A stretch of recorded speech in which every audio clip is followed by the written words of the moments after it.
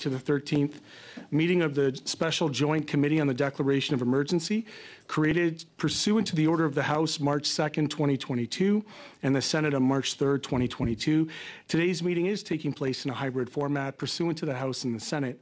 Should any technical issues arise, as just happened, whether it be through interpretation or on the floor or virtually, then I would advise folks to let me know as soon as possible so that I can suspend for a few minutes to ensure that all members are able to participate fully.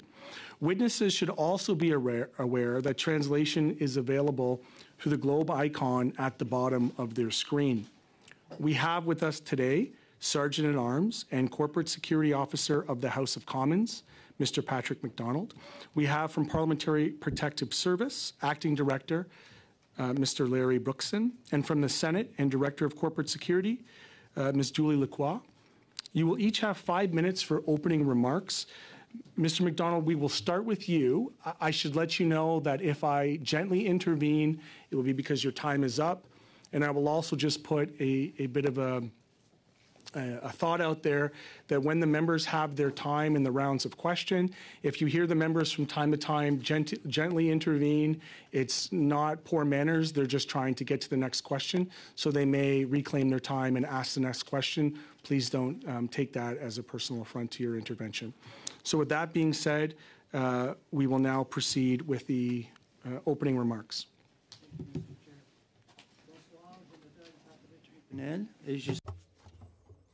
I'm here in my capacity as the Sergeant-at-Arms of the House of Commons. Stands that I'll be careful speaking openly about sensitive security matters.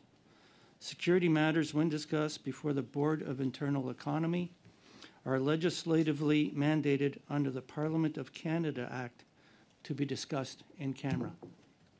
Some information, if made public, could increase the vulnerability of the House of Commons security posture, the parliamentary buildings, parliamentarians, and other persons within the parliamentary precinct.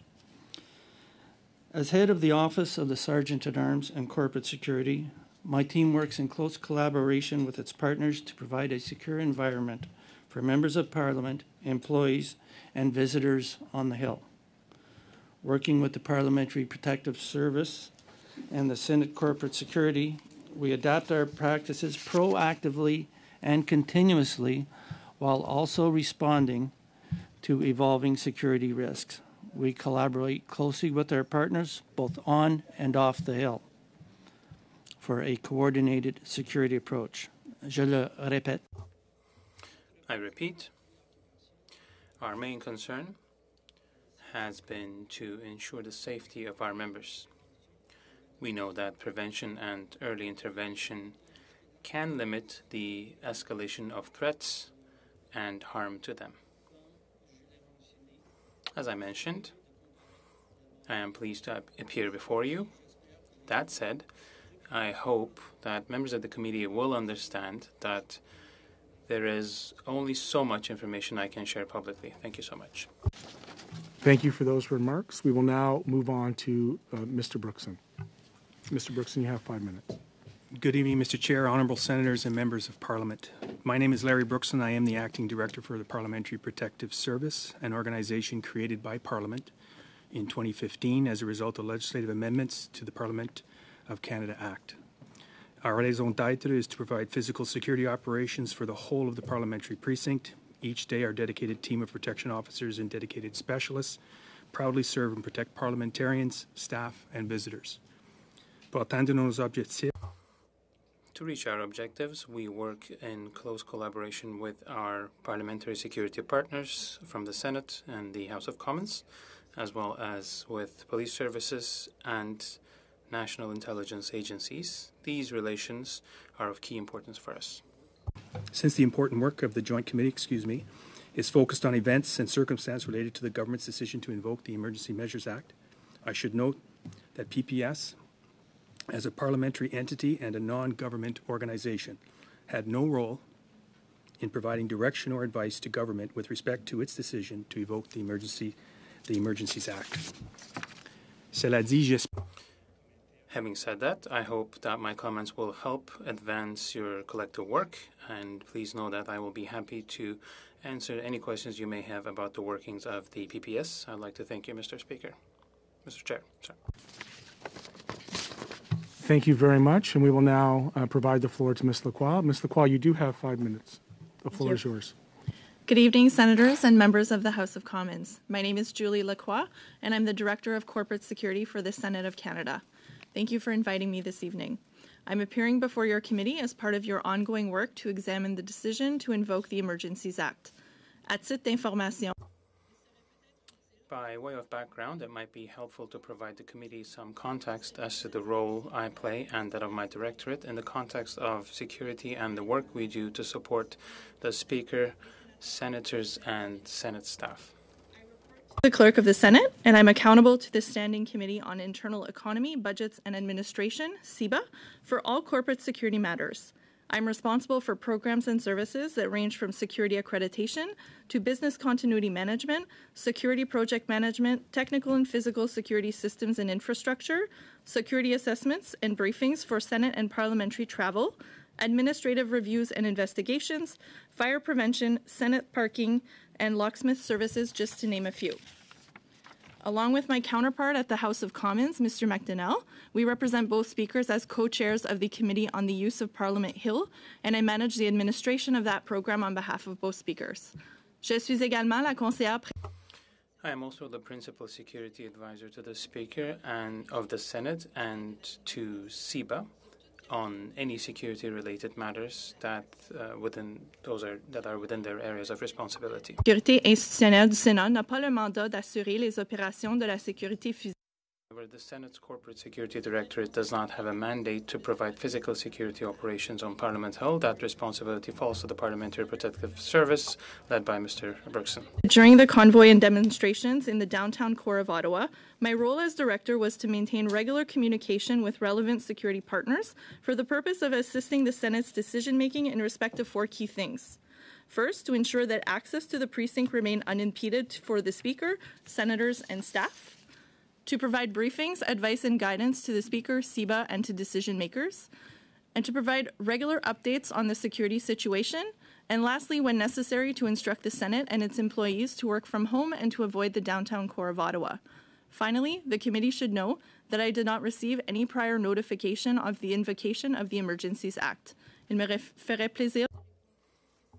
I am happy to take any questions from the members of the committee. Thank you. Thank you to all of the opening statements. We will now open the floor to Mr. Motz for a 5-minute round. Mr. Motz, the floor is yours. Thank you, Chair, and thank you very much, witnesses, for being here, and most importantly, thank you for the work that you and your departments do, and your services do for the Parliamentary Precinct and those who work in it. By all accounts, the trucker convoy was organized well in advance. They reached out to city officials attempting to coordinate, well in advance. I said weeks in advance. Did you, either one of Mr. Brookson or Mr. McDonell, did you have any contact with organizers of the convoy itself ahead of them arriving here? I did not. Nor did I. And what about with the police service? Did you have any conversations with them in the weeks leading up to their arrival here? Larry was the contact point Okay. for the Ottawa Police. Yeah, so ongoing conversations leading up as to how things started to come in from information and intelligence in order for us to commence our preparations. So there's always open dialogue with the partners. Thank you. Mr. McDonell, this is related to you and for you. Kevin Vickers, who is a well-known, your former boss and a well-known sergeant at arms and a well-respected law enforcement officer of many, many years, he's had some things to say about the convoy and the response to the convoy. And I just want to review a couple of those. He's called it the Canadian way, and he said that we solve these things through a measured approach, the Canadian way, dealing with public order and civil disobedience. It is a problem-solving model that includes all stakeholders: listening, education, communication, facilitation, and enforcement, but it's founded upon respecting the dignity of all people. bringing these facilitators and stakeholders who have a mandate and responsibility to resolve the issue together, sit down and try to talk to come up with solutions and a compromise. Now, he also went on, and he made many other comments. He said, the Canadian way involves recognizing, accommodating, and reconciling differing perspectives and interests through informed, respectful debate and compromise. He also said that enforcement alone is always degrees of loss, simplistic view of the rule of law. So it's naive to think that this was going to be at all resolved through enforcement. He went on to say that, my friends, there is another way. Enforcement, how is that working for you? Enforcement means degrees of losing for everyone. We are better than this, Canada. Respect, dialogue, understanding, and empathy. He also said, respect actually means listening to something you'd rather not hear, and listening must include the possibility of recognizing there may be a meaningful grievance on the other side. Now, I know that, and I respect the position you're in. I'm not asking you specifically to weigh in on what could or should have been done, but these comments come from an individual that I know you respect and has a position. Can you provide any comments to us on that position and your view of the response to the emergencies, or the protest and the invocation of the Emergencies Act? Through you, Mr. Chair. Kevin was a respected police officer. I was a police officer for 31 years. And I've met lots of colleagues, worked with many who I respected, but there's always a variance of opinion. Many have expressed their opinions about different incidents, occurrences in different forms. I'll let Kevin's comments speak for himself. I will not weigh in on them. I will, because it appears obvious to me and to millions of Canadians that the convoy protest could have been concluded much differently than what it was by the Prime Minister and his government. Rather than having a heavy-handed approach with the invocation of the Emergencies Act, this protest could have been resolved through significantly sooner had they only been shown some respect, offered some dignity, and actually been listened to, something that maybe the Prime Minister and the ministers didn't want to hear. Had they done that, I think that they may have heard a meaningful grievance from the other side, and the situation, in all probability, could have been resolved significantly sooner without the enforcement action. But thank you for your comments. I'm done. Thank you very much, Mr. Moss. We will now hand the floor over to Mr. Nackby. Mr. Nackby, you have 5 minutes. Thank you very much, Chair, and I'll be, of course, addressing the witnesses through you. Let me first of all start by also extending my gratitude to all the members of Parliamentary Protective Service for their incredible job they do every day to keep this place safe, and especially during the very difficult time during the occupation. Let me just start broadly from the aspect of protests. We often witness peaceful protests that takes place on Parliament Hill. Can you just, in general terms, give us the process that people have to go through in order to be able to protest at the Hill? Through you, Mr. Chair. Thank you for your question. There is a process to make application for use of the Hill, as Ms. Lacroix stated in her opening remarks. That's governed through both speakers, through herself and Mr. McDonell. My only comment is that the service ensures that there's safe and open demonstrations. There's demonstrations that happen every day, and that's where the service trains itself to ensure that those that want to come to Parliament Hill can and be safe in a safe environment to do so. Was the process followed in the instance of the convoy protest that we are discussing in this particular committee? I'm not alive or aware of any submission of a permit request to protest during that time. Thank you. And in your experience and the experience of PPS, would you categorize the protest that we saw as safe or peaceful? It had moments of concern. Can you elaborate on that, please? As the acting director for it's my role in leading the organization to ensure that parliamentarians, staffers, and members of the public have a safe place to come to work. It's also my job to be to look at what's happening, particularly on the exterior, and to ensure that proper posture is in place to ensure the safety of parliamentarians. I've said before, during those days of the occupation, I had some concerns about safety, particularly on our parliamentarians crossing Wellington Street and coming up to West Block.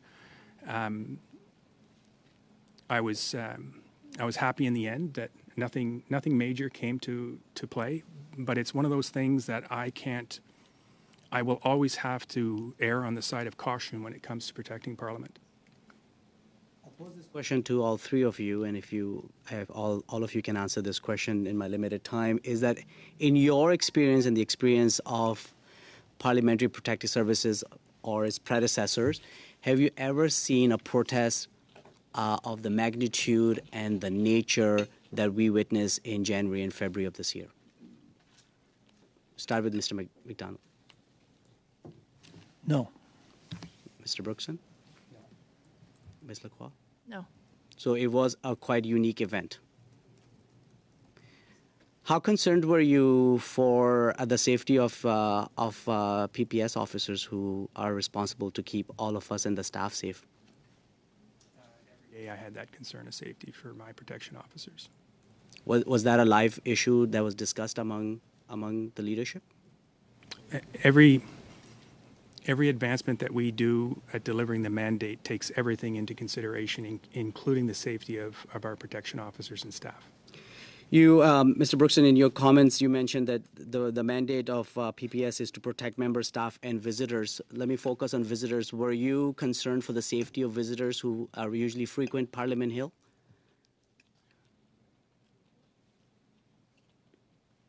During that time of the occupation, there were moments where we had to close down access for certain moments. It was never a closure that was extended for an infinite. It was a finite period of time just until the concern that I may or may not have at that moment was alleviated. Were there visitors who were visiting Parliament Hill during that period? I'm not aware of any visitors that were attending to Parliament during that time. Do you had reports filed by members or staff of harassment and intimidation during the occupation? So I'll defer that to Mr. McDonell because that's where the complaints or notifications of that would have come in. From staff as well? Yeah, we had lots of complaints from staff, so many that they stopped filing them to just speak with their manager. Thank you. Thank you. That is the time. At this moment, we will provide Mr. Rial 5 minutes pour toi. Mr. Rial?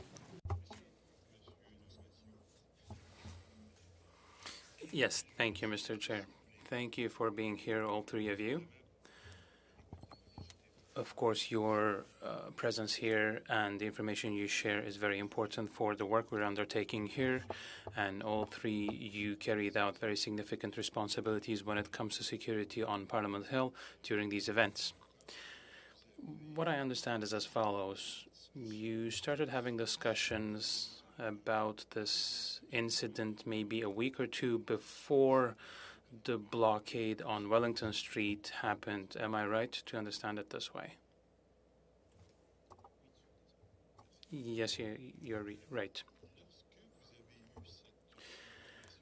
When you had this information or this concern, security concern, did you have a discussion with members of the Prime Minister's cabinet? No, at no point in time. Who did you talk to about the security concerns? My accounts on how... je m'excuse, je veux utiliser mon... I apologize, I'll switch to English. Any change to the posture or any briefings are up through me to both administrations. My direction comes from both speakers, and that's who I'm accountable to. OK, donc vous avez eu des discussions. So you had discussions with the speakers of the Senate and the House of Commons. Not directly, but I provided them with updates. Who did you provide the updates to? With Mr. McDonell and Ms. Lacroix. So the discussions you had, you were only in contact with Mr. McDonell and Ms. Lacroix. Am I understanding this right? Did you at any point in time ask for security assessments to verify the scope of the incident that was taking place, just to understand if it was going to be worse than what you were expecting? Is this a thing? Do you do these sorts of assessments or verifications?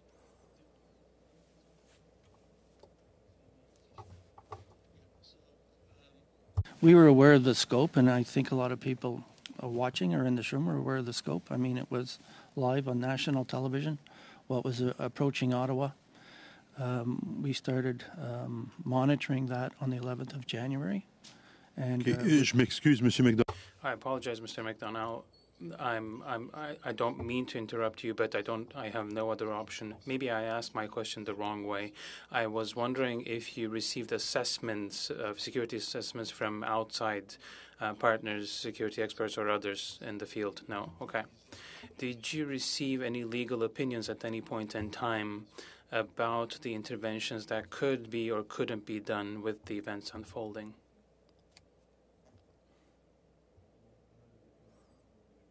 So you did not ask for these opinions and you did not receive any. So what I understood is as follows. The incident were more serious, more grave than what you were initially estimating them to be. Am I right to say that?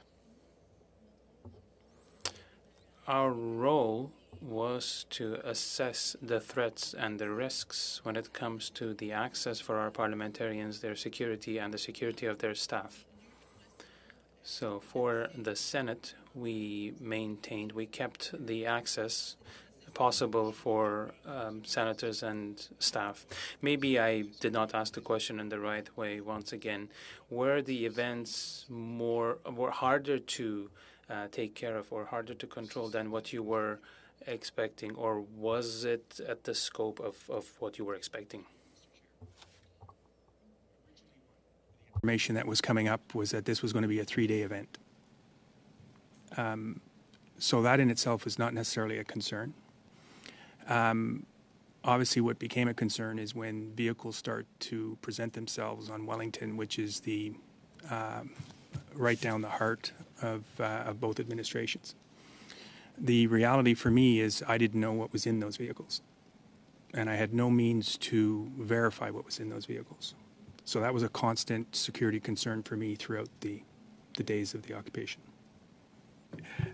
Donc,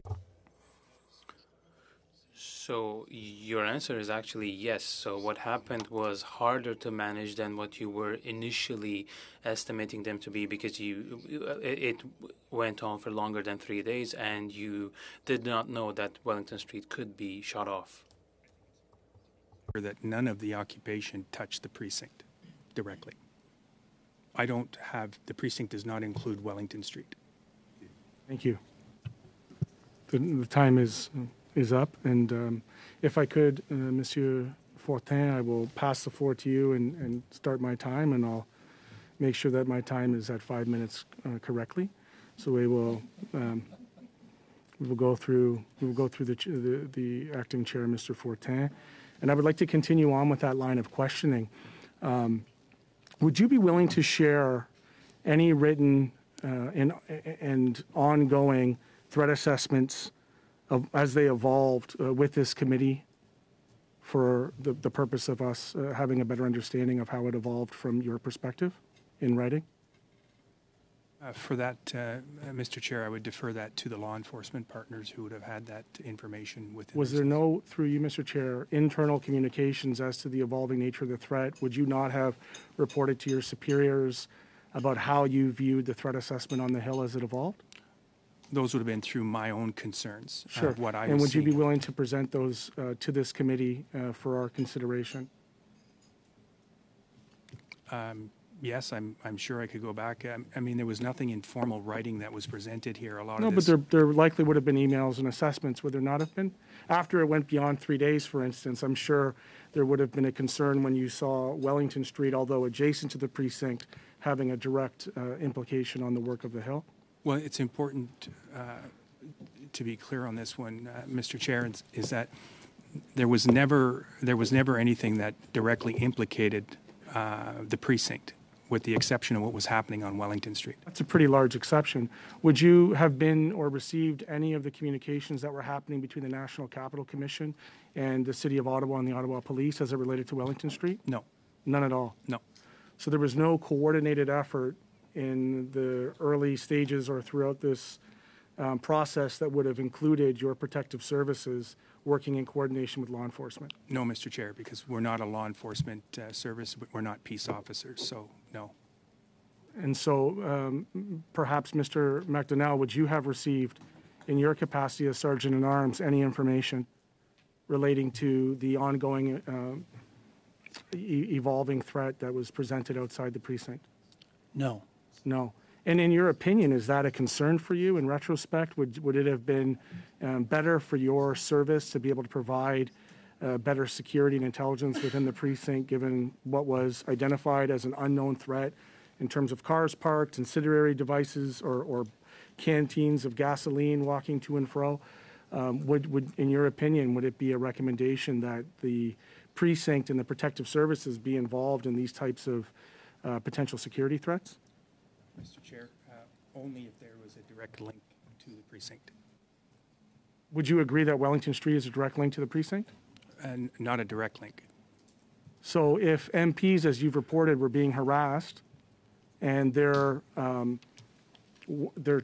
transportation to and from work, I'll share with you myself, I stayed home.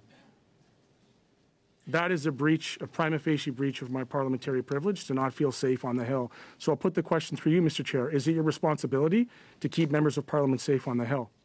On the Hill, yes. So if there are activities surrounding the Hill, let me put this question to you another way.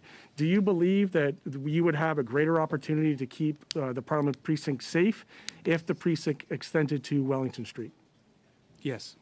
Would it be your recommendation that the Hill, in its security recommendations back to Parliament, that the precinct be extended to include the arteries that would perhaps obstruct the coming and going of parliamentarians to and from the Hill? Yes.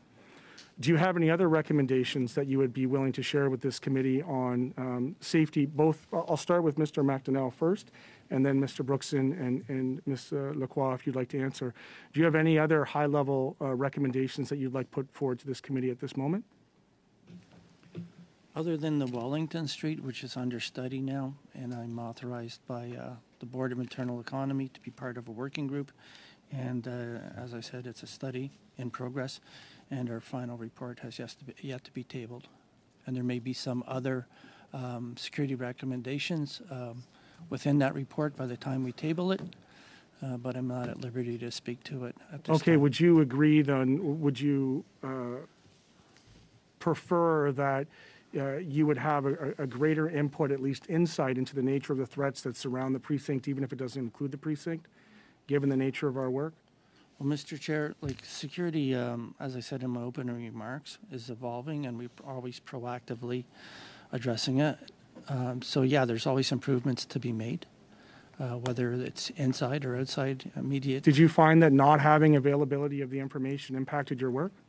Well, at times I knew what was going on in Wellington Street if it was imminent, but it wasn't contained in a report per se. It would be like a phone call. You may want a heads up. Your employees were going to put barriers so your employees Unfortunately, I can come have up to the cut stairs. myself off. Thank you, Mr. President. Merci. Merci. We will now proceed with the Senate round, starting with Ms. Boniface for 5 minutes. Senator Boniface, the floor is yours. Thank you very much, and welcome to all three of you. I appreciate you being here. One of the, I think that the public and this committee needs to understand how the workings on a day-to-day basis are with the local police service. You know my background, and police agencies work very closely together. So I'm curious when we start kind of separating out, if we're standing on one side of the pavement, we're in one jurisdiction. When we're on the other side of the pavement, it's somebody else's issue. So what would be the normal day today would be my first question in your work with the Ottawa Police Service, the Municipal Police Service. And then secondly, how did it work out through that process in terms of ongoing dialogue and conversation for the protection of everybody? Through you, Mr. Chair. Senator Boniface, thank you for your question. Today, there's been much advancement on the relationship between the service and the Ottawa Police Service, mainly due to the demobilization of the RCMP from Parliament Hill. I stand here today with the utmost confidence in that relationship that the Ottawa Police Service, as an example, we have civil authority under the criminal code for our authority to make an arrest, which means we don't have the authority to release. The relationship we have today with the Ottawa Police Services is they do the respond when the call is made, which is greatly appreciated.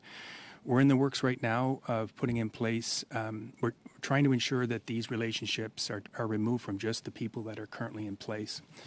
The MOUs have started. Right now, the Ottawa Police has the MOU with respect to Critical Incident Command. The services, we moved quickly in 2020 to establish our own Critical Incident Command program. And much of this was, nobody really knew about us, because everybody just looked at us as, well, it's the RCMP. So that took some time and some effort to get everybody on board. And surprisingly enough, it's been welcomed. And rest assured, the service has been built to hold the first 90 minutes of any incident, and will continue to make the necessary changes moving forward. Again, the service takes this protective mandate of Parliament, parliamentarian staffers, and members very seriously.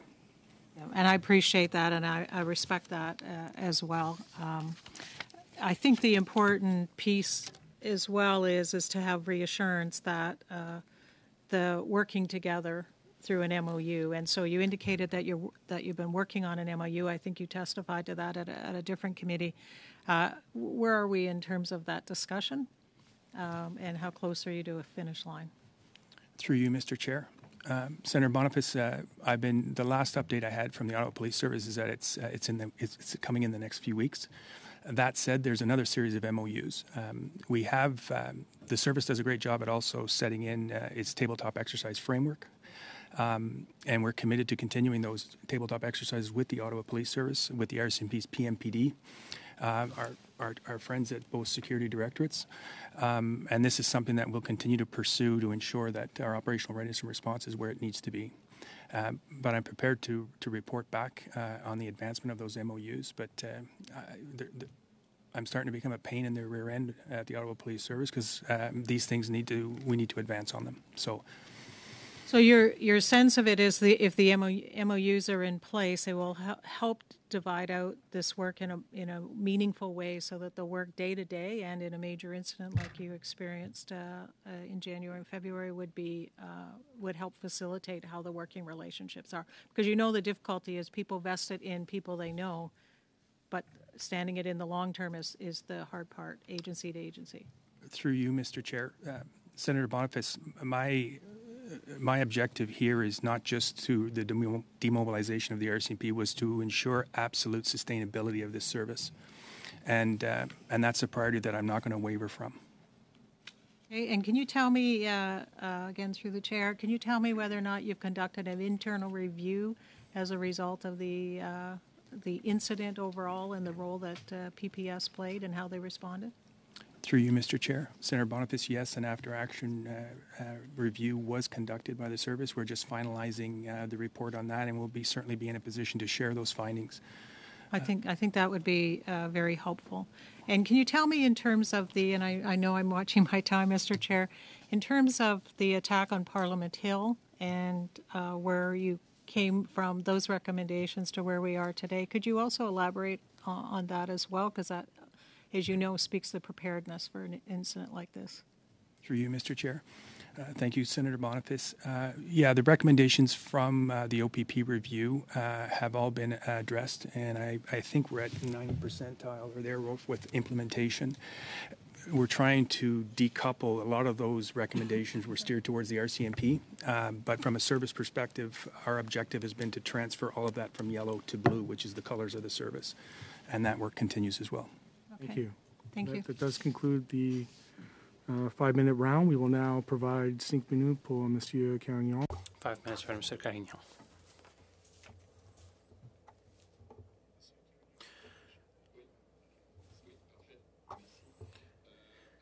Thank you. My question will be to Mr. Brookson.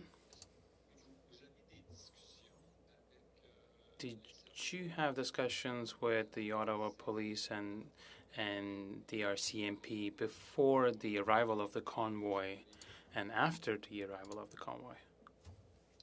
Yes. I had several conversations with both the RCMP and 3 conversations with the Ottawa Police Service, 2 directly with Chief Slowly during the occupation. Okay. And what was the content or the nature of these discussions? Before and after the arrival. After the arrival of the convoy, it was about coordinating the security measures that we were putting in place to make sure that all parliamentaries will be safe. With Chief Slowly, it was conversations on just where we might be at with rectifying the issue, which I saw witnessed every day on Wellington Street, and that was my conversations with him. Okay. Were you part of the Integrated Command Center? So we had representation at the NCRCC. To be clear, the NCRCC was more of a coordination and not the Critical Incident Command. That was a piece that was created, I think, the 3rd week or 2.5 weeks in, and that was between the OPP, the RCMP, and the Ottawa Police Service. Okay.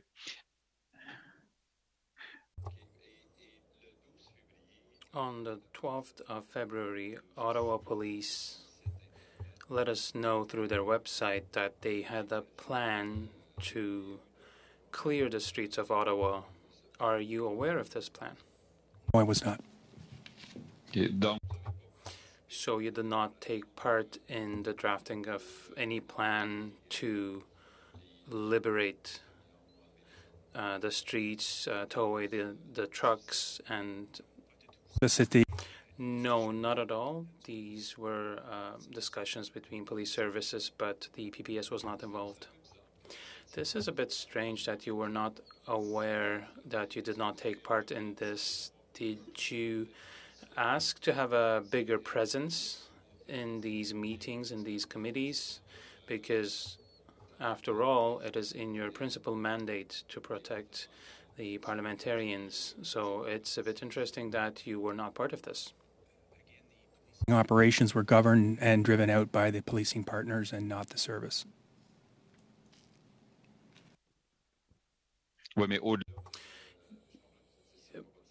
I know it's not your service, but you were almost the client in all this. You were a bit of a victim as well.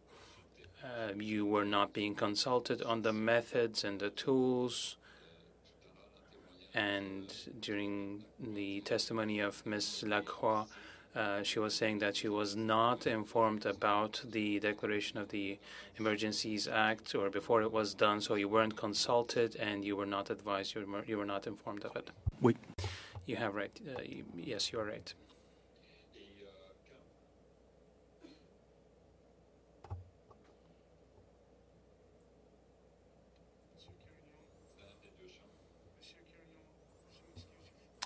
Mr. Carignan. The question, sir. Parfait, c'est gentil. Okay, that was very kind. Thank you. Can you let us know if you had any discussions with the 2 speakers on the eventual or possible declaration of the Emergencies Act? Did you have any discussions with the speakers of the Senate and the House of Commons? Pour le Sénat. For the Senate, we briefed the Speaker, Larry, and myself, but only within our capacity of maintaining access to parliamentarians, and we provided our recommendations. We sent instructions of not showing up to the Senate during police operations. But if you did not have any communications at the operations center and communications didn't seem to exist, how did you do that coordination then? That we decouple being involved with the definement of the operation and then how the operation is going to roll out. So obviously when the tactical plan was being put together by the policing partners, they did keep us informed as to what those plans were going to be. And it was with that information that we kept both administrations apprised. And again, to Ms. Lacroix's point, just to ensure that any of the impact of the safe arrival or departure of our parliamentarians was always our collective objective throughout this period. And that does conclude the 5 minutes with the additional time, Monsieur Carignan. We will now move on to Senator Harder. Senator Harder, sir, you have 5 minutes for your intervention. Thank you very much, Chair, and thank you to our witnesses for both your presentation tonight, but also through you to your respective staff who have worked throughout this period in protecting us and allowing the Parliament of Canada to continue to function. I'm struck by the testimony tonight, which was very consistent in viewing the occupation as a very unique event, not a passive, nice gathering of protesters, but a rather more tumultuous than you've experienced in the past. Was there any time in the occupation that you feared a breach of the precinct? We actually did not have any breach of the precinct. No, I know that. Did you ever fear that there would be a breach of the precinct? That came around the 17th to 18th of February. My concern at that was understanding the route and how the policing operation was going to unfold.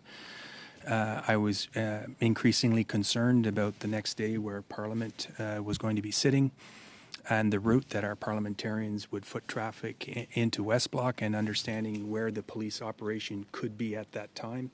Right. And that was the biggest concern that I had. And in that expression of concern, did the policing authorities take into account the advice that you might have offered in assuring that parliamentarians in the passage through their authorities would transpire in a coordinated and a proper fashion? It's important that when that level of a police operation gets put in place. My apologies through you, Mr. Chair. Senator Harder, it's really something that then gets governed on its own. What I appreciated the most from our policing partners was the information that they did share with us, which then brought me to the position of raising a concern about whether Parliament should take place on the Friday. Yep. And I now want to go to the tail end of this period of emergency declaration. As I observed the coordinated police action, it was a classic case in how policing should take place in terms of confronting and disabling an occupation. What level of coordination was there with the precinct responsibility to ensure that as that operation proceeded, there wouldn't be an inadvertent breach of the precinct? There were some, through you, Mr. Chair. Sorry, there were some increased measures that we took by increasing the height of the fencing and what have you. That was something that I asked for specifically just in alignment with the policing operation. My concern at the time is that as the police operation pushed westbound into West Block, that it would collapse onto the precinct, which is something I wasn't prepared to permit. The good news on how that rolled out, and to your point, it was an operation that was done very well in comparison to maybe what it would have looked like 10 or 20 years ago. But there was nothing to the point outside of, again, there were times where we were having roughly 150 to 160 parliamentarians, their staffers, coming to work in this building every day. Right. My final question or observation for your comment would be lessons learned include what we earlier discussed about expanding the precinct to incorporate Wellington and other aspects that are being looked at without specifics, and I understand that you can't talk about the specifics. Would it be helpful in your mind if this committee were to recommend in its findings an endorsement of the work that is being done to expand the protective area for Parliament? Yes. And I think my recommendation would be to ensure that we have the necessary technology and infrastructure to allow us to close and secure the precinct when necessary. Thank you. Thank you very much, Senator Harder. We now have Senator White for a 5-minute round, sir. The floor is yours. Thank you, Mr. Chair. Thanks to all of you for being here, and thanks to PPS for their work. It's truly appreciated. I personally have seen a dramatic shift in their capability since the attack on Parliament Hill. A couple of quick questions. One, were any of your offices receiving ongoing written reports from the Ottawa Police Service for that period of time when the convoy was in front of Wellington Street? Through you, Mr. Chair, not to the service, Senator. No. No. You spoke to sending some information to staff and parliamentarians throughout, and I agree there was some information. I don't recall ever seeing anything come out that would make me fearful of what was happening in front of Parliament. Not that I didn't feel it, because I did feel it walking the streets and behind, but I don't remember seeing anything. Did any of you ever send anything out advising parliamentarians they may not wish to attend work, they may wish to, or directing them a specific location that they should follow to work? I did direct senators and staff to stay home on 2 occasions. Near the end of the occupation? End, correct. Not at the beginning? No, correct. Okay. We did, however, in all of my communications, I did recommend to senators and staff that if they could work remotely, to do so. Same? Go ahead, please, Patrick. On the first few days, Senator White, we recommended certain routes onto the precinct. Not from a driving perspective? No, walking. Okay.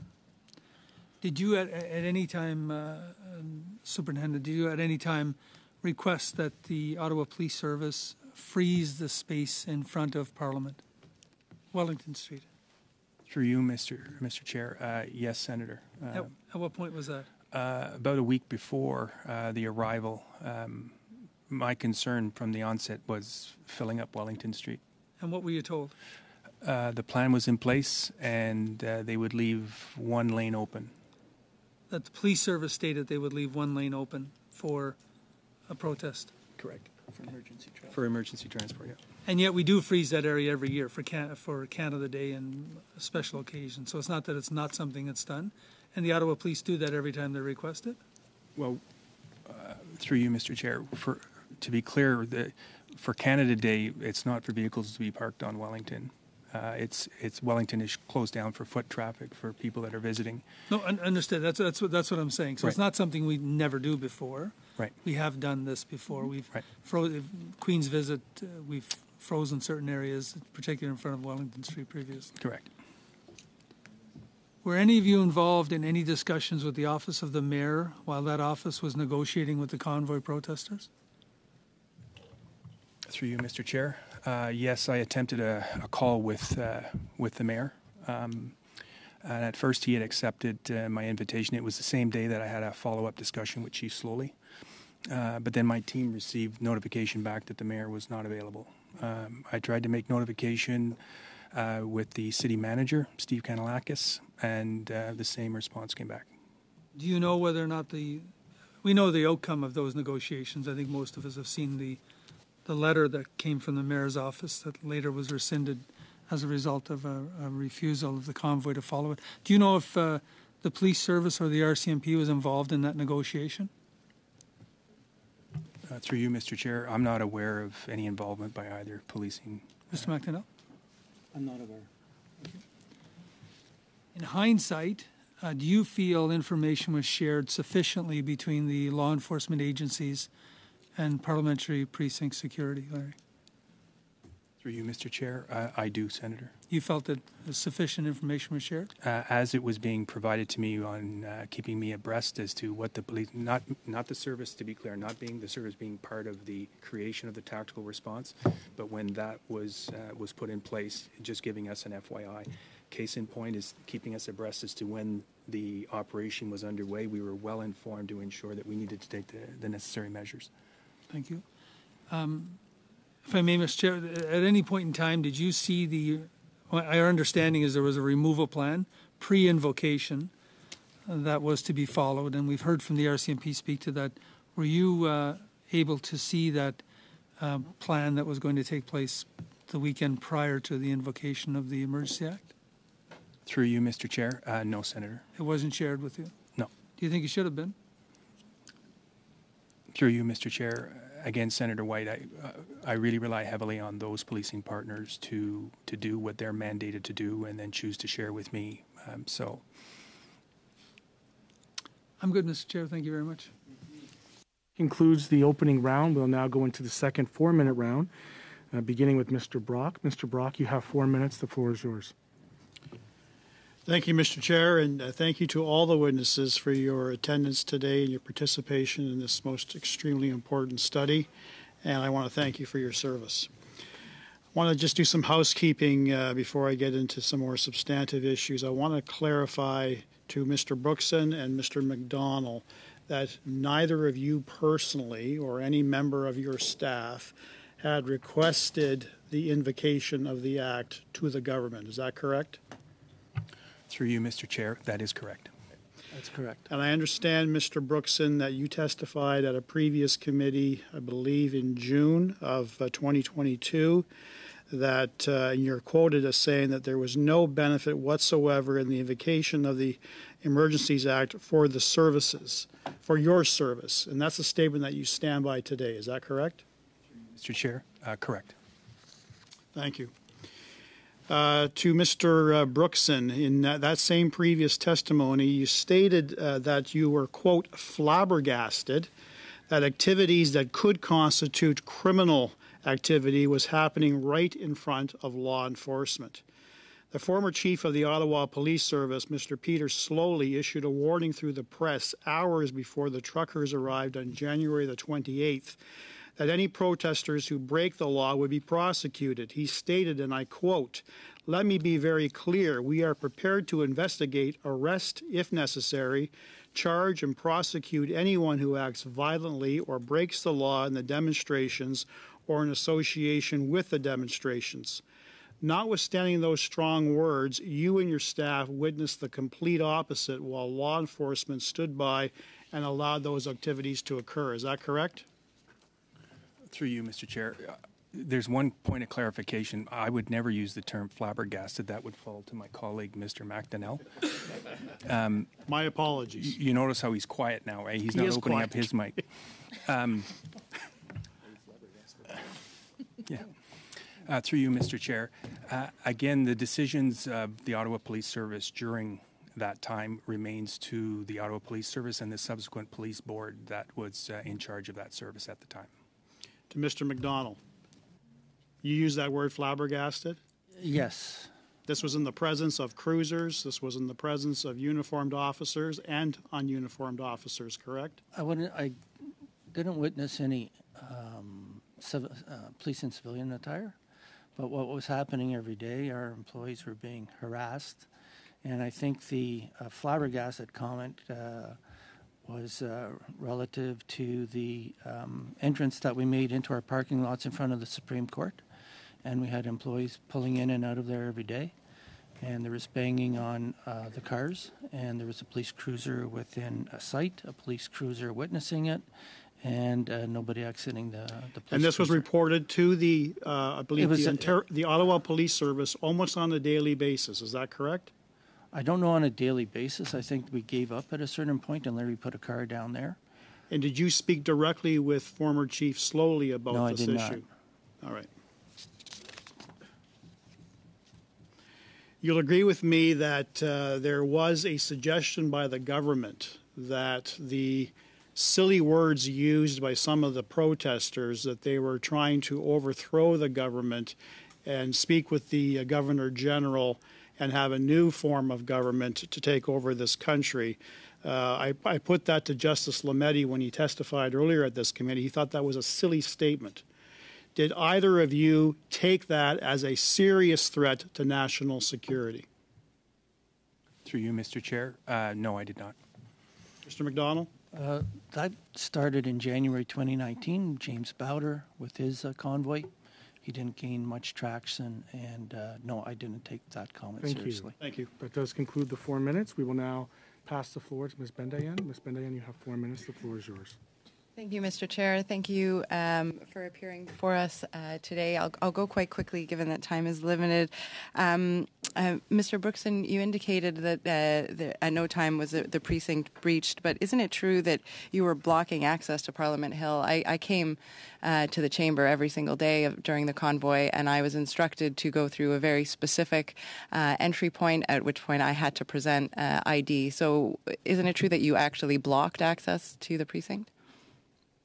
Through you, Mr. Chair. During times of heightened security measures, there's going to be some heightened restrictions, and my apologies if there was any sort of element of you feeling that you were blocked from coming to work. The service does what it can at doing what it needs to do. We continue to work, and I know we had to augment and shift points of entry that we felt was the safest for our parliamentarians. But that's in part why there was no breach of the precinct, because you, in fact, blocked access to the precinct. And you mentioned earlier that you didn't know what was in the vehicles that were on Wellington Street. You actually testified before the Proc Committee that there was a technology gap, and I'm quoting here. You stated it was considered to be unsafe for some of those members to walk through that street and sense vehicles. And so can you be a little bit more precise as to what your concern was? What could have been in those vehicles? Through you, Mr. Chair. So for me, it's just not knowing what's in those vehicles is what concerns me, without having to have a sense of the specificity. My request in previous testimony was it's not a specialty that the service itself has to do the checking of what vehicles are. That was a request that I made to one of the partners. And Mr. McDonell, you stated in connection to the vehicles on Wellington Street, and I quote, "We voiced our frustration with what was happening. It was almost a daily occurrence." And so you voiced your frustration to the police of jurisdiction. Is that right? We went back through Larry. Our employees were calling in. They weren't getting any sort of response. So they would take their complaints through you, Mr. Chair, excuse me, take their complaints to their managers. And but nothing happened. Nothing ever happened. The police posture was on the outside of the demonstration. They were never on the inside of the demonstration, so there's no police officer to be seen. Thank you. And on Friday, February 18th, I did come to the Hill. I wanted to be in the House of Commons, and I was actually stopped by your staff and escorted home. I was not allowed to attend the House of Commons on Friday, February 18th. Can you explain why? Again, in specific terms, what was the security threat on February 18th? Mr. Chair. The security threat of that day was the commencement of the police operation that was going to walk right down Wellington Street. I had hoped that that would have been cleared prior to the 18th, so the evening of the 17th, but for reasons unknown to me, the policing operation was halted. And so, in effect, did the convoy stop the functioning of democracy temporarily in this country, in your opinion? What I do know is the recommendation from me to the administration was to suspend Parliament for the 18th. Because it was unsafe? I felt it was unsafe, yeah. Thank you.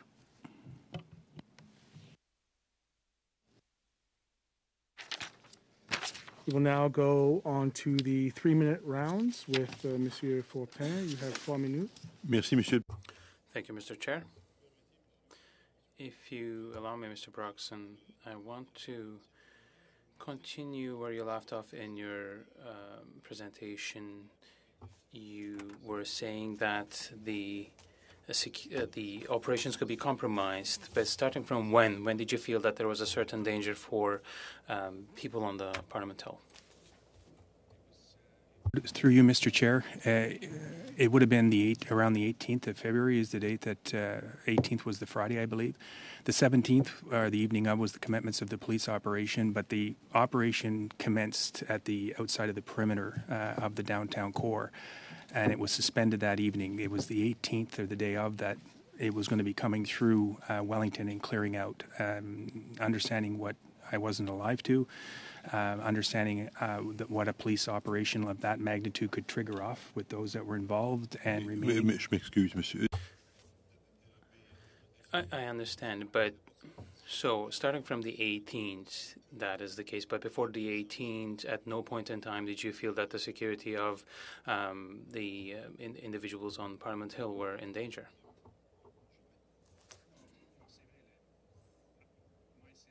There was, just to be clear to the committee, and I've expressed this to the policing partners, the threshold for me is much lower at maintaining security within the precinct.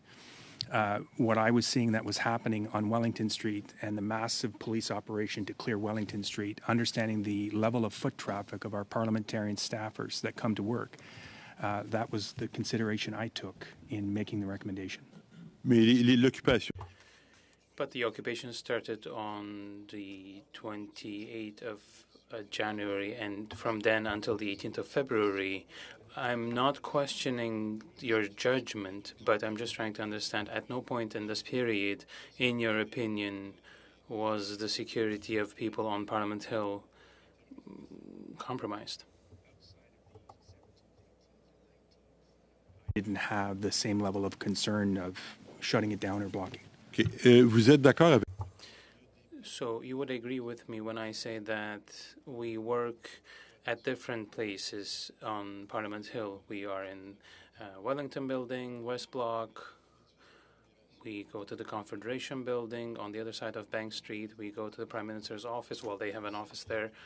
So there are a certain number of buildings around the Parliament where parliamentarians can go in to work for different reasons, committees, offices, etc. And you're in charge of security of all these people at all times, if I understand correctly, in these buildings too, or is it only when they're in West Block or on Parliament Hill? Chair, to be clear, the precinct is inside buildings, Parliament Hill, and that's it. So sidewalks, Wellington Street, any of the side streets is not part of the precinct. That is Parliament... okay. unfortunate. Merci. I will Thank you. now to Mr. Fortin, and I will commence with my 3-minute round. Just without getting into specifics, in the lead up to the occupation, did you take steps to increase the personnel within the precinct? Through you, Mr. Chair, yes. In what range would you, just to percentage-wise, how many more officers were required? It was an increase of roughly 30%. And was that at its peak, or was that at the beginning? That would have been throughout. Okay. So, you had referenced that perhaps the threat of it being breached or there being some kind of overthrow wasn't present. After January 6th, did your organization take any steps to begin preparedness for a like scenario that might occur here in Canada, Mr. McDonell? After January 6, you're referring to the United States? Correct. Yeah, that would be Larry's area. Mr. Brookson? Yes, we took steps. Again, I think I mentioned earlier the importance of the tabletop, the TTX exercising framework that the service has put in place. And that same January, we commenced tabletop exercises with our partners, which was inclusive of the Ottawa Police Service. Okay, and when the weapons were found in Coots, you had referenced not knowing what's in the trucks. What precautions did you take to improve the safety and security of the precinct at that time? Did you elevate the threat when you found when you heard that there was a connection with weapons in Coots, or did you do nothing? The elevation was already there. It was already if you were to range the different levels of elevation, I don't know if you use colors or codes or whatever, at what level? It takes me back to my ERT training, Mr. Chair, is that always add one to it. And so the establishment of what happened at Coots was exactly what my thoughts were right on Wellington Street. That there could have been potential for weapons there. Yep. And so when you have did you receive any reports around ideologically motivated violent extremists and the potential for lone wolf actors? The open source intelligence that the service does, there's always a review of the actors that are involved and what their backgrounds and what their potential ideas are. So how would you rate that threat given the information that you had? It would have been up there for me. Up there, be more specific, sir. It would have been a heightened security concern if that type of individuals are walking down Wellington Street on a regular basis throughout that period, and I have parliamentarians that are coming to work with their staff. It's a huge concern for me. And would you have reason to believe that there was that element within the crowd? Not to say that the entire crowd, but within that crowd, there could have been that element. Absolutely. And so, given that, and hearing the testimony, is there a possible scenario where, during the police movements to disperse, that there could have been a scenario where the precinct was breached? Or in your opinion, do you feel that your service was adequately prepared to withstand the thousands of people that were out front of Parliament? Through you, Mr. Chair, so the increased fencing that was put down the Wellington fence was in preparation and readiness for the police, the tactical operation. I am out of time, unfortunately, and we will continue through. Thank you for that, Mr. Brookson. We will now go on to Monsieur Carignan for 3 minutes, sir. Merci. Thank you, Mr. Chair. Mr. Brookson, you were saying that you tried to reach Mayor Watson, Mayor of Ottawa. Can you tell us when was this, the date, and why did you try to reach him? Through you, Mr. Chair. I don't recall the specific date, but the call I requested to have with him was in the response of opening back up Wellington Street and escorting the trucks back up onto Wellington. Okay. So you were not satisfied with the Ottawa Police Service and you wanted to increase the pressure? Because I used to be a mayor in another life, and when people came to me, it was because they were not satisfied with something, with the services.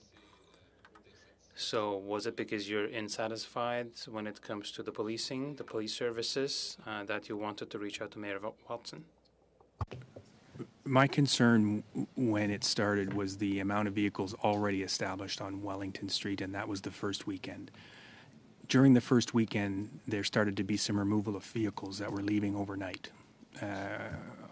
My discussions led with PSPC and the security partners to start establishing jersey barriers, because what I didn't want to see happen was a backfill of those vehicles that on their own initiative decided to leave. The decision by the city to, I guess, alleviate an issue in the suburbs or wherever, to let the vehicles come and just completely jam up Wellington Street was a big concern for me. Reason why I tried to reach out to the mayor. Dom. So you were not in agreement with the intervention strategy of the Ottawa Security Services or Ottawa Police at that point in time? You, Mr. Chair, my responsibility is just to secure the precinct. And so my responsibility is also to take into consideration all factors. And this was one key factor that was a heightened concern for me, and we had to respond accordingly. So you were not on the same page. You did not agree with them. You can say it. Yeah, correct. Parfait. Okay. Thank you. Okay. You did have 30 seconds left, Monsieur Carignan. I don't want to shorten your time. Ça va. No, it's okay. We'll allow Senator Boniface to take the floor now. Thank you very much. I just want to, one of the perils of policing is you use acronyms. So, Mr. Brookson, when you refer to your time at CRT, can you just give a very brief description on that? Through you, Mr. Chair, my apologies for the acronym. It's the Emergency Response Team. I was part of the team up in Yellowknife, Northwest Territories, and I was also part of the A Division team responsible for the National Capital Region. So you have some experience in terms of managing these things before you came into this role. That experience of ERT is the heightened tactical capability and the armaments that come with that tactical capability. And training and such like that went with that. Correct. Am I correct? Okay, and so when you look at protecting the precinct, I'm trying to think of recommendations going forward, protecting the precinct when you're dealing with the number of partners you do, and as we saw, number of partners who came on the scene near the end of it. Do you have any recommendations? When I hear you say a coordination center versus a critical incident operation, do you have any sense, given your experience, on whether or not there was opportunity for that critical incident to be much earlier? Through you, Mr. Chair. Senator Boniface, I think Madame Lacroix had mentioned as to looking forward, anytime that both institutions are sitting, we have approximately 135 to 140 guns on the precinct. Mm-hmm. It's not what I don't need is more. What I do need more of is effective barriers and, more importantly, to Ms. Lacroix's point, technology. What I lacked the most during this period was adequate situational awareness. And that I can't rely simply on the human eye or the human asset to get me that. Thank you very much. I think that's a very good point for this committee. I appreciate it. And quickly, while I have a few minutes left, Mr. McDonell, I was taken by your comments around the complaints, and eventually you said there were so many you quit taking them. What was the nature of the complaints generally, and how do you evaluate that as you do an internal report to think about how this should be done in the future? Yeah, it's not that we quit taking them. The complaints were relative to what happened outside the parliamentary precinct, more specifically in and around Wellington Street. So the staff would bring it to the attention, call Ottawa Police, and there was little or no action taken. And so they just put up with the harassment and went back to their office managers. So just to be clear, though, you're referring to harassment of your staff. Harassment of the staff, yes. By those who would have been on the street protesting. Okay. And so, in terms of long-term effect, on your staff, and it's a prolonged event, and we know that it is impact. Yeah, there's some that are still affected by it, and if you go around and speak with shopkeepers and people working in the restaurants, they're still affected by it also. Okay. At this time, I think, given the ongoing rounds, we're going to take a 5-minute recess for refreshment. And then when we come back, just to let folks know, we're going to reset. So there'll be a 5-minute round followed by a 4-minute, 3-minute split like we've just done. Okay, so we'll be back in 5 minutes.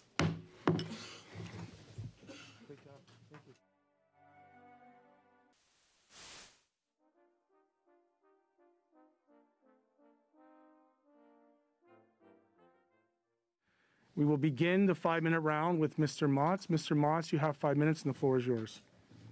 Thank you very much, Chair. Mr. McDonell and Mr. Brookson, I'd like to each get your perspective on, with your background and policing experience, and the cooperation required to deal with an incident that occurred here January, February. What lessons are to be learned from the policing response during this particular convoy, from your perspective, because it impacts us here? So from your perspective, what learning should we be looking at?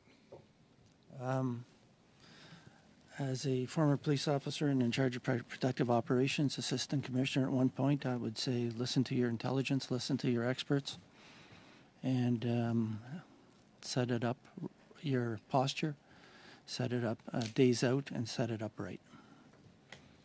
Okay. Through you, Mr. Chair. I echo the comments of Mr. McDonell. I think, with respect to the Ottawa Police Service, we can sense the change on just how the Panda game, for instance, is going to be addressed. And you go back 1 year as to how the choice was back then, and it wasn't well. So I'm very pleased and happy with the changes that seem to be occurring at the Ottawa Police Service, and so I'm looking at that as an extreme positive moving forward. Thank you for that. And Chair, I'm going to try and share some time with Mr. Brock because I know they probably won't get to the second round of this. Mr. Brookson, you provided testimony here that the weeks before the convoy arrived, that you guys the PPS asked for Wellington Street to be frozen, to not have vehicle access to it, which tells me that obviously there had to be contact between the convoy organizers and the City of Ottawa or the Ottawa Police Service. Would that be your assessment as well? And the direction that the reason the convoy ended up on front of the Parliament on Wellington is because of the permissions given by the City and by the Ottawa Police Service? Would that be a fair assessment? That would be a fair assessment, I'm sure. Okay. So also, and with both your experiences, you know that in many of the protests that occur, whether here on Parliament Hill or in other parts of the country or even the globe, that there will be those who have extremist views who have nothing to do with the actual protest itself, attach themselves to that and try to either fly under the radar under that protest protection or propagate their own agendas separate from that of the protest. And we've seen that in Coots. The people involved with the firearms in Coots had nothing to do with the protest. Would that be a fair assessment from both of your experiences with this particular situation as well as the, in their circumstances? Through you, Mr. Chair, that would be correct. Mr. McDonell? Yeah, I don't have first-hand information of who was in the crowd, although I will agree that it's common that radical groups will attach themselves to lawful protests. Okay. But in this particular instance, I'd have no first-hand knowledge. Okay, thank you. I'll turn it over to Mr. Rock. Thank you. Gentlemen, you previously responded to a few of my colleagues, particularly you, Mr. Brookson, about your heightened concerns regarding the unknown in the vehicles and in the trucks. And you indicated that heightened concern was rather high without putting an actual number on it. And that continued largely throughout the entire protest until it was disbanded. Can you share with me whether or not you received any intelligence reports from any police service or CSIS that either confirmed your suspicions or simply dispelled that? Through you, Mr. Chair, no. No? I did not receive any direct information to suggest otherwise.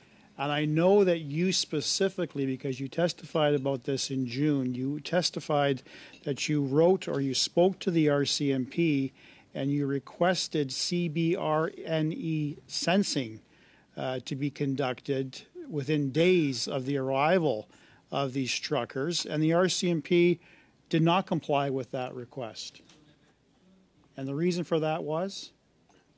Security concerns for the individuals. We're not talking about police officers that would conduct that assessment. We're talking about civilians, and it was deemed to be unsafe. That does conclude the end of the 5 minutes. We will now move on to Mr. Varani. Mr. Varani, you have 5 minutes, and the floor is yours, sir. Thank you very much. And again, thank you to all three of our presenters, and thank you for your service in keeping the parliamentary precinct safe. It's very, very important. We've taken you back to a lot of testimony, and Mr. McDonell, I want to take you back to some testimony that you provided at the Standing Committee on Procedure and House Affairs on June 21st. And it dovetails with some of what you've been asked presently, where you're talking about instances of cars being banged on. And I'm going to read you back what you said at that time. One individual would block certain employees' cars every day. If it was a female employee, he would bang on their car before moving aside. We had one instance when, just before coming up the steps off Wellington, a female employee was accosted by a gentleman who tried to throw a bag of what appeared to be human feces on her. A male employee came to her rescue and pushed the assailant to the ground, and they left. Do you recollect giving that testimony, Mr. McDonell? Yes. Mr. McDonell, I want to ask you something that's directed at a question that I think was put directly to Mr. Brookson, and I think Ms. Lacroix answered it a bit later. But it was this idea about policing, and we understand your jurisdiction ends at Wellington, at least for the PPSA, it ends at Wellington. And it was put to your two colleagues on the panel that expanding the precinct beyond Wellington would assist in terms of keeping parliamentarians safe. Do you agree with that type of recommendation? Yes. Okay, and now I want to take you, Mr. Brookson, to something that Mr. Brock was just touching on, and it was this idea about sort of just tell me, if we take it from first instance, when we're outside right now and we're trying to get in onto the parliamentary precinct, there are those things that I think are called bollards, those things that come up out of the earth, right? It's pretty cool for a guy that isn't familiar with bollards, but those are there to prevent vehicles from accessing the precinct, right? Okay, and that's because vehicles can be dangerous, right? And vehicles can be dangerous because of the fact that they're a vehicle, right? Or so the witness, he's nodding in assent. But they can also be dangerous for what's inside the vehicles potentially. Is that fair? Through you, Mr. Chair, correct. Vehicles can be weaponized. Okay, and we know that they've been weaponized in terrorist incidents around the planet. Right? Through you, Mr. Chair, correct. And terrorist incidents, in fact, in Canada. Vehicles have been used to strike down people. Through you, Mr. Chair, correct. And going back to Mr. Brock's question, you actually put a specific request into the RCMP to do this chemical, biological, radiological, nuclear, and explosive detection test, and they did not do that. Is that correct? Correct. And the reason that they explained to you is that their agents, or the people that do this specific test, didn't feel safe accessing the vehicles. Correct. And that goes back to what Mr. McDonell said, because a lot of the policing was taking place outside of the actual blockade as opposed to within the blockade, because law enforcement agents didn't feel safe inside the blockade itself. Is that correct? Through you, Mr. Chair, I can't speak on how the police of the Ottawa Police Service or any other serving agency that was there as to how they felt, whether they felt safe or not. Okay. And I guess if you're faced with that sort of situation, I mean, you guys are the law enforcement experts, not me, but if you can't figure out what's in the vehicles, I guess one of the other options is to just move the vehicles. Through you, Mr. Chair, the option is not letting them on in the first place. Fair enough, but they were there, and we can explore that. And I just want to make sure we're crystal clear on your testimony. It was that to Mr. Senator White that you had actually suggested a freeze of Wellington 1 week prior to the blockaders arriving in Ottawa, and that request that you put to the Ottawa Police Service was effectively rebuffed. Correct. Through you, Mr. Chair. Sorry. Right. So now that we've got a situation where the vehicles are on the territory, you can't find out what's in the vehicles.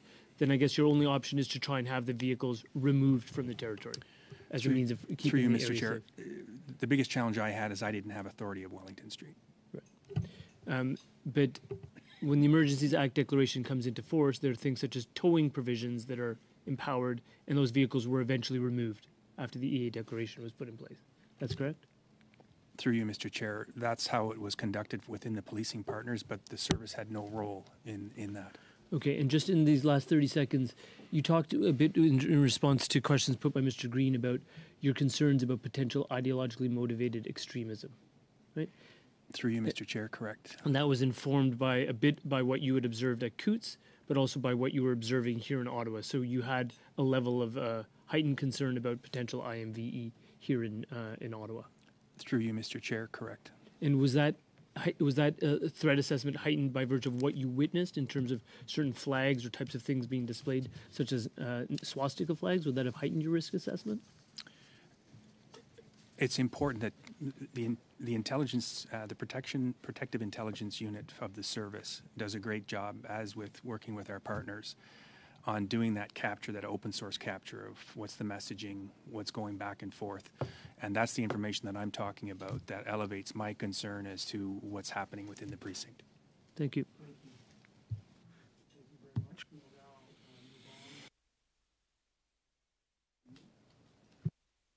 Merci, Monsieur le Président. Thank you, Mr. Chair. Mr. Brookson, if you allow me, I'll continue with you. I don't have anything against you, but I'm just trying to get all my questions through. So you were saying that you were not satisfied or you did not agree with the measures adopted by the police or municipal authorities in Ottawa when it comes to Wellington Street, and you tried to communicate with Mayor Watson on this. My question is the following. When was it? Was it before February 15th or after that you tried to do that? The occupation started towards the 28th of January. The Declaration of Emergency Act was the 15th of February, so it has to be in between the two, the time when you tried to communicate with Mayor Watson. Chair, my recollection, I can confirm this for the committee. It was prior to the police operation of the 17th, 18th. It was the same period when the access roads were opened up by the city and additional vehicles were brought up right in front of the triad. You are in charge of security, as you were saying, for all parliamentary buildings. So that includes West Block, where we are right now, where the Parliament sits, the Senate building, the Justice building, Confederation building, Wellington building, Victoria building, and others that I might be forgetting. So you're in charge of security in all of these buildings. Am I right to say this? Yes. And Wellington Street separates, there are others, but Wellington Street separates these different buildings. So I think you said this on a number of occasions, but just to make sure, this was one of the key challenges when it comes to the security and the work that you have to do. Through you, Mr. Chair, yes, correct. And it's always important. But another concern is the SCB building. Again, the precinct is within the building itself, and I know there were measures taken with the City of Ottawa to make it part of the sidewalk as well. But from a security measure, for me, the sidewalk's just not good enough. If you had been in charge of security on Wellington Street, and if the parliamentary precinct, including Wellington Street, was completely under your control, the whole hill, what would you have done starting from the 28th of January, Mr. Brookson? Through you, Mr. Chair, the streets would have been blocked. There would have been no vehicles permitted to come up onto Wellington Street. And do you think that police services would have been able to do that, block Wellington Street? À votre avis, je comprends. I mean, it's about what you think about it, because you talked about your experience when it comes to security operations. Do you think this was possible on their part? Through you, Mr. Chair, again, it's not for me to speak on behalf of the Ottawa Police Service, and I'll leave that to the Ottawa Police Service to answer those. But you, as an expert in security, you would have done this, right? You would have blocked Wellington. So I think my time is almost up. So, Mr. Brookson, 1 minute? Okay.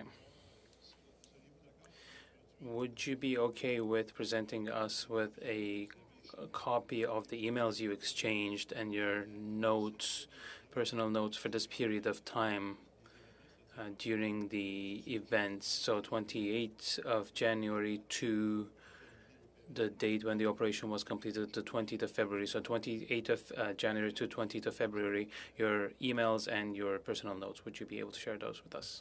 Through you, Mr. Chair. Most, if not all, of my conversations were verbal and in person as to what the concerns were that I had and recommending for the suspension of Parliament. I can certainly look back and see what emails may or may not be in place and provide that to the committee. But as you're saying, most of the time it was oral, it was verbal discussions. You may have some notes here and there, right? Not just emails, but maybe notes on the events. I'm not talking about your private notes or private business, but when it comes to your job to ensure the security on Parliament Hill. Through you, Mr. Chair, I think it's important to provide the context as to how fast and quick this was moving throughout the entire period. For me to have taken time to take the necessary notes was just not something that was within my timetable. So, again, I'm committed to looking back through, and I'm more than willing to provide anything that I can find back. Thank you. Merci, Monsieur Brookson. Thank you, Mr. Brookson, and thank you to all three for the work that you're doing. And I will pass the floor to you and claim my 5 minutes. Mr. Brookson, are you aware of the attacks on the Prime Minister's residence in July 2020 by an active member of the military? Through you, Mr. Chair, yes, I am. When such attacks and threats are posed to the Prime Minister of this country and federal ministers, are you briefed on that? Through you, Mr. Chair, the notification of that incident was made almost immediately to the service, and the service responded accordingly to increasing its posture until that incident at the Prime Minister's residence was dealt with. Something to be taken very seriously. Absolutely. And are you aware that a released, over the course of the fall, a report from the Internal Counter-Terrorism Report revealed that at least 4 federal ministers, cabinet ministers, were subject to specific violent extremist threats in the lead up to the Ottawa convoy occupation in January? Were you aware of that? Through you, Mr. Chair, I'm not alive to any of the specifics of those incidents. No. So, if there is a specific threat on the Prime Minister and 4 cabinet ministers, Mr. McDonell, are you apprised of these threats? Yes. So were you aware at that time that the internal reports for the counterterrorism had identified the Prime Minister and 4 cabinet ministers as being subject to ideologically motivated violent extremists? I don't recall specifically, but likely I had conversations with contacts in the security community about the security of certain ministers prior to, during, and post convoy. Okay, help me clarify that. You were made aware, or you weren't made aware, that there was the Prime Minister and 4 cabinet ministers who had specific threats related to the anti-government sentiment within this crowd through open source observation, as well as the calls for political violence against the government. Are you aware of those threats? Yes or no, sir? I would say yes. I can't definitely say which 4 ministers. If I would say yes, and you ask me which 4 ministers. No, I won't be asking but that. I would say a yes, because I have those conversations on a regular basis. So, given this kind of increased direct threat, anti-government sentiment, calls for political violence as being justified, knowing what happened in January 6th, what steps would you have taken in addition to anything that you had already been proceeding on related to the actual occupation, but specific to ideologically motivated violent extremists? What additional steps and measures would you have taken to assure the safety and security of the Prime Minister and those members of Cabinet? That falls under the relation of the RCMP, under the responsibility of the RCMP protective operations. Is there any coordinated effort between the RCMP on those efforts and your? It would be discussed. Maybe the movements of the ministers on and off the precinct would be discussed at a certain time. Would there have been any direction from you to the Speaker, or from the Speaker to you regarding this? No, I would apprise the Speaker if necessary, if we were doing anything different on the precinct. Okay. As a result of the RCMP providing them protection. Mr. Brookson, given your past experience and your assessment, would your assessment of the security of parliamentarian staff and your members include having a knowledge of the staffing levels of police? Would you, like you mentioned, 135 guns at any given time, 30% additional capacity, we can do the math on that, 150 folks or so. Would you also have a knowledge to how many police officers were present in Ottawa? Did you, on Wellington Street, directly in front of the precinct? Through you, Mr. Chair, no. You had no idea how many officers were there? Not the exact numbers, no. Given your own internal threat assessments on the security of the precinct, would it not make sense that you would have at least some kind of insight into understanding about the capacity of the Ottawa Police in front of the Parliament on Wellington Street? Through you, Mr. Chair, I was alive to the increased numbers that were being brought in to a certain degree, but what their daily posture was, that was not something that was that I was informed of. Would that information have helped you at all in making assessments on whether or not you had the appropriate staffing on the precinct to protect against the possibility of a surge and a breaching of the Parliament? Through you, Mr. Chair, my responsibility is to ensure that the service can act on its own. Although I rely heavily and I appreciate the support that I get for 90 minutes. For 90 minutes from my partners. What I have full control over is the 421 protection officers that I'm responsible for. Thank you. Concludes my round. We will now go on to. I thought I was safe, by the way, Mr. Fortin, when you gave me this. It is the case. Right. Safe as long as Stop. Safe to stop talking. Okay, I appreciate that. We'll now go on to Senator Boniface. Senator Boniface, you have 5 minutes. The floor is yours. It'll be Senator White. Okay, Senator White, the floor is yours. Thank you very much. I'll try to do some rapid questions here. A couple of things, just so we're clear, Superintendent Brookson, the Emergency Act provided PPS with no new powers. At any time, are PPS members provided special constable powers under Section 7 of the RCMP Act?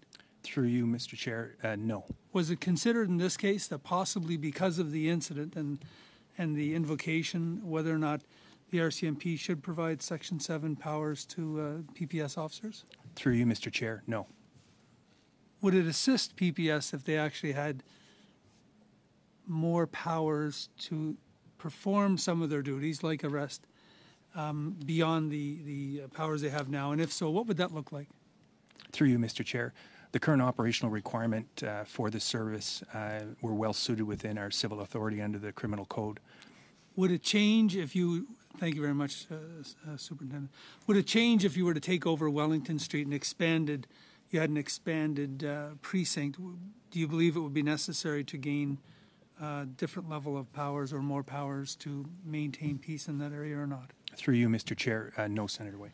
Okay, last question. My understanding of there are reports that have been prepared in relation to closing Wellington well before the convoy, certain entry points onto the hill, and even response in relation to post-blast or what the impact of post-blast report. Are those reports in the possession of PPS and or Madame Lacroix? Any of the threat risk assessments and reports that we work on are a coordinated effort between the 3 security partners. Is it possible that we could have those shared with the committee, please? Yeah. Okay, thank you very much. And I think I have a couple of minutes left. I'll share it with my friend. Thanks Senator very Harder, much, the floor is yours. Senator White, and I, on behalf of the committee, I think we'll miss your questioning. Some will. I'm not sure the witnesses will. I'd like to follow up on Mr. Brookson's description of his enhanced staffing on the Hill. You said 30%. Was that deploying your full 421 officer capacity? Through you, Mr. Chair, no. And what was the cost of the additional 30%, roughly? I don't, through you, Mr. Chair, the costs incurred by the service during this period is something that I can get and provide to the committee, but I just don't have the number. Fine. During the period of the occupation, we talked a little bit about the harassment of staffing of senators and members of Parliament's office, and indeed senators and parliamentarians. What about your staff? Were they harassed and assaulted in any fashion that you could share with us? Through you, Mr. Chair. No direct implications, but it was a period of time that was extremely difficult. We're talking about PPS employees that were working 10, 11, 12 days in a row to ensure, I mean, yes, we have 421 protection officers, but when you take into consideration the importance of spending time with family and having an adequate time for rest, it was a difficult operation to ensure the numbers. And was there any actions that you undertook post the occupation to deal with the special emotional or other circumstances your staff felt? Through you, Mr. Chair, yes, Senator, and that's an incredibly important question to ask. The health and safety and well-being of our employees is something that the service takes as a priority. And so the engagement of the adequate counseling and what have you went on for an extended period of time. I congratulate you for that. I think that's a very important role for you to play, and I'm grateful for your confirming that that took place. My final question is to all three of you. Did you ever feel that you didn't have appropriate situational awareness for you to be able to perform your mandated tasks?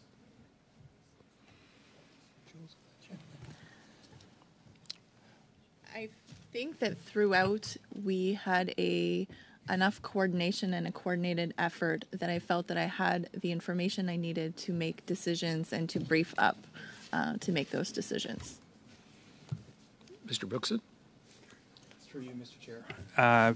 Again, I'll reiterate my lack of situational awareness of what was sitting on Wellington Street was my biggest concern and remains my concern to today.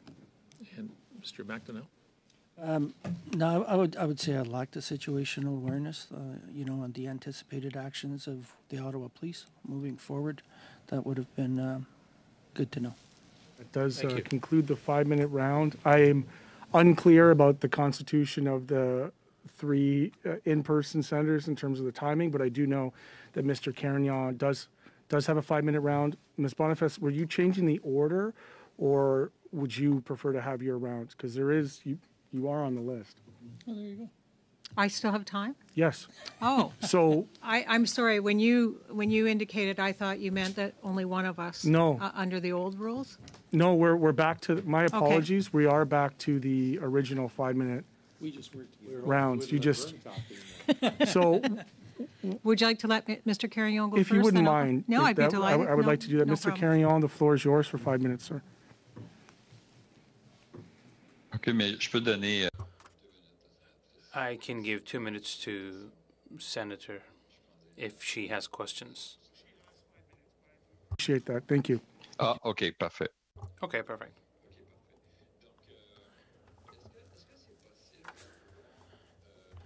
Would it be possible to have notes? Because I'm surprised, because I was thinking that all 3 of you were taking daily notes on the activities of the day, on what was going on, what happened in the day throughout the night, that you were receiving reports, situation reports, that you had meetings between the 3 of you. You had meetings with police services, the RCMP, OPP, Ottawa Police. There were certainly notes that were made during these meetings because you had exchanges, email exchanges, again, between these partners, and also with different departments, with the City of Ottawa. So for all 3 of you, would it be possible to have copies of these exchanges and these minutes of the meetings and daily notes on the evolving situation? Through you, Mr. Chair. What I can speak to is at the NCRCC as well as our Crisis Management Center that was stood up throughout the entire period here, that all the discussions and decisions were scribed, which means that notes were taken throughout those 2. So that's something that we can look forward to provide to the committee. Okay, perfect. And the email exchanges between yourselves and the different police services and yourselves and the City of Ottawa or the Mayor's office? Through you, Mr. Chair. Again, the only thing that I'd be in a position to be able to provide the committee were dates and times that I had verbal telephone conversations. Okay. Okay. So the same for our 2 other witnesses, Mr. McDonell and Ms. Lacroix. I'm not sure how many notes, emails I've generated during that event. I will verify exactly how many there are, and before saying yes to your question, I will consult with the Office of the Law Clerk and Legal Counsel of the House of Commons. Perfect. And Ms. Lacroix? Will you consult the same offices at the Senate? Yes, exactly. Okay, perfect. I have a question for Mr. Brookson. I'm looking into your expertise. I went on your LinkedIn page. I'm really impressed by your experience and your expertise in the field of operations especially. So the Emergencies Act, what did it provide in addition, according to you? Because you had good ideas when it comes to intervening, blocking certain streets. From an operations point of view, you have a certain idea about what could have been or should have been done. So the Emergencies Act, from an operational point of view, didn't provide much additional capacity to help free or liberate the street. Through you, Mr. Chair, I can only speak to what my responsibility is for the Parliamentary Protective Service in that we're not a policing entity, and therefore the evocation of the Emergencies Act provided no additional authority for me. With respect to what it may have provided to either the Ottawa Police Force or the RCMP, that would be best to them to respond to.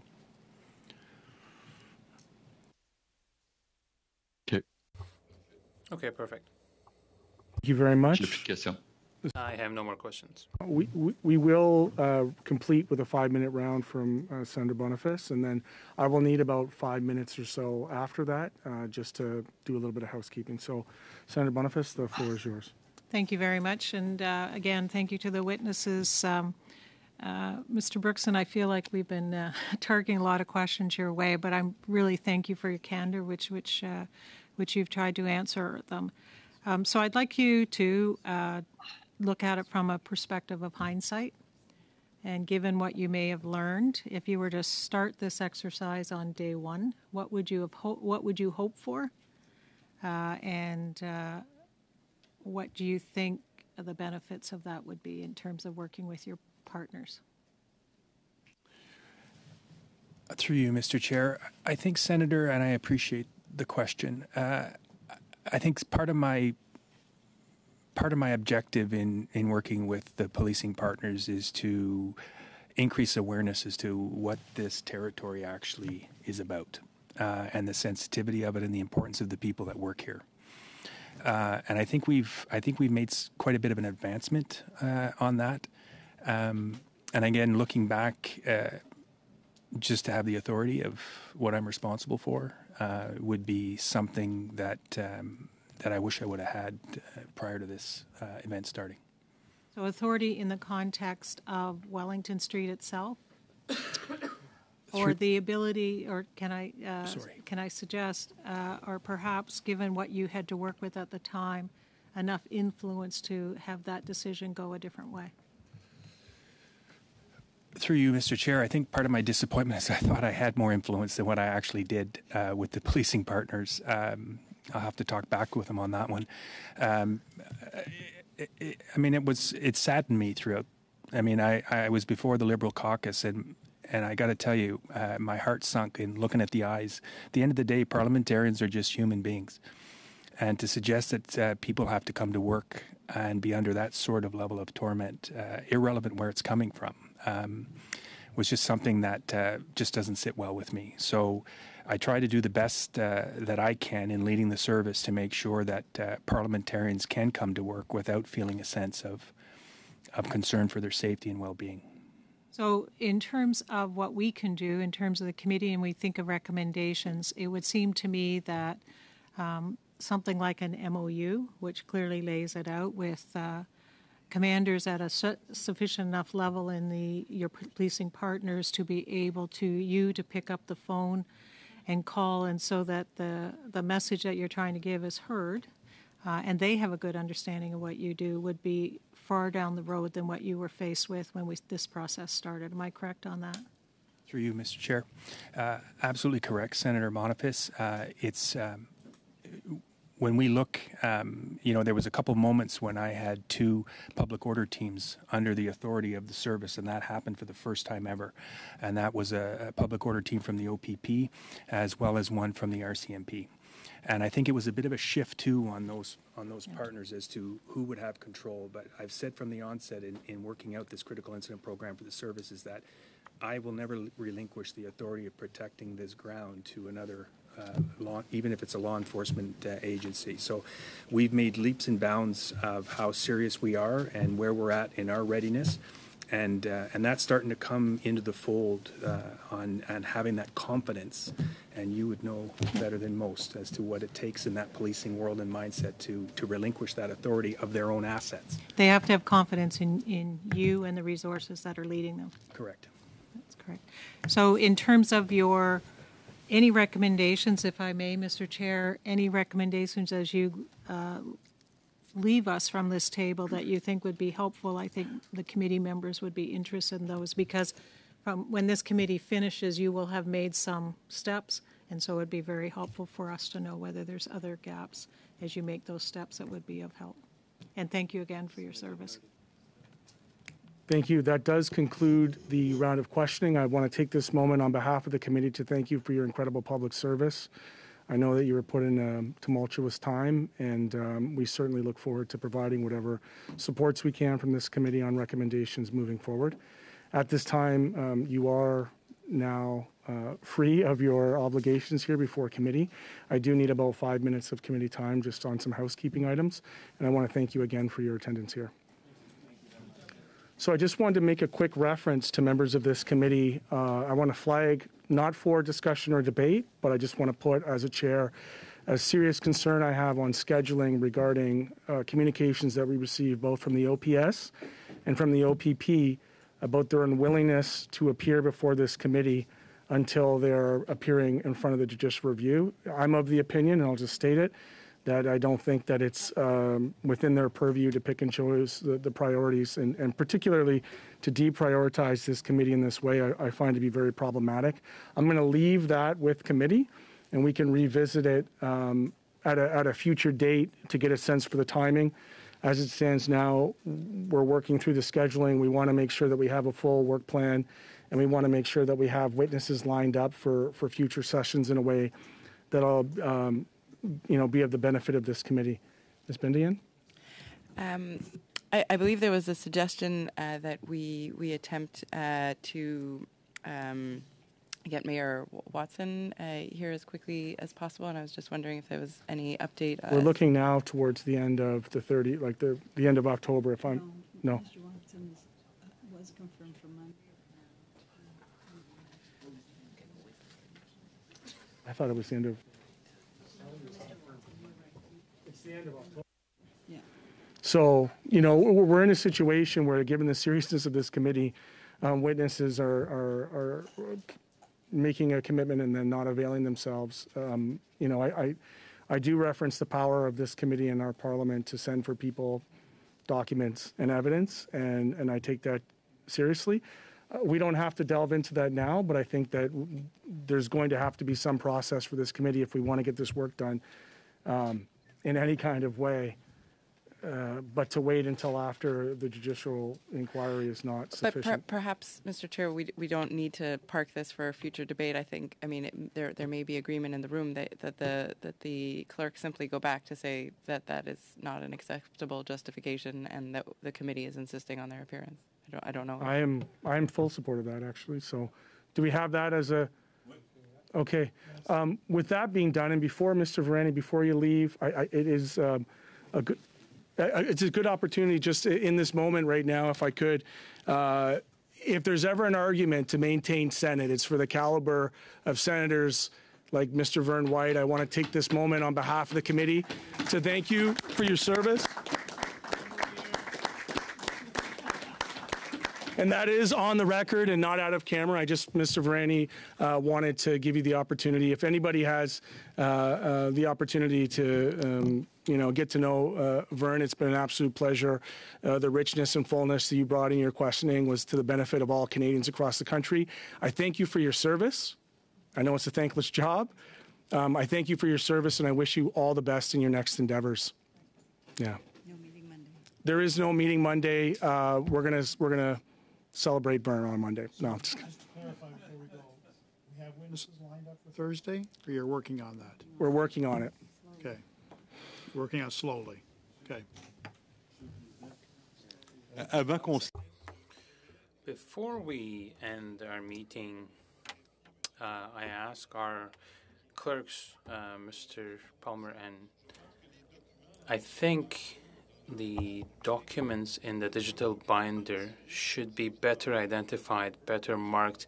Of course, it's not your fault, Mr. Palmer, or our clerks, but I would appreciate personally that if there was a better way of identifying it, like with the date or the document type, who submitted the document at what point in time, so that we can do a better job of studying these documents with the lists and the names, because otherwise it's very hard to make the connection between a document titled only document, but it might be an email, it might be a letter, a report. So I just want to know if the committee is having the same issues working with the documents that are provided, or maybe I'm the only one. I would like for the documents to be better identified so that we can do the linkages as necessary. And maybe we can ask the people who are producing the documentation to receive additional documentations, because we have already received 1,000 something pages. We keep receiving documents from the same organizations, CBSA or others. We have to establish the connections between these documents. Are these modifications to documents already submitted or to other documents? So I think people producing the documentation should reconciliate everything so that they only submit one document. It will be a lot easier for everyone to work with. And apologies for taking this time, but one final point. We talked about this last week. The redacted documents issue. So I think it has to come with justifications. I don't know what you think about this, but I think that we have to ask the people producing the documents to produce these documents without the redactions, or if they have to do any redactions, there should be an explanation to every redaction that they carry out, so that we have an idea whether that was a right call or not, because otherwise we have no way of knowing. And we are recognizing that the time is beyond our allotted time. Senator Carry-On, we do have, we will open it up for you. Very quickly, I do agree with my colleague, Mr. Fortin. I also want to know the following. See, the documents to be published on the website of the committee, has that been done already? Or if not, when will it take place? Because are these documents publicly available even though they're not published on the website?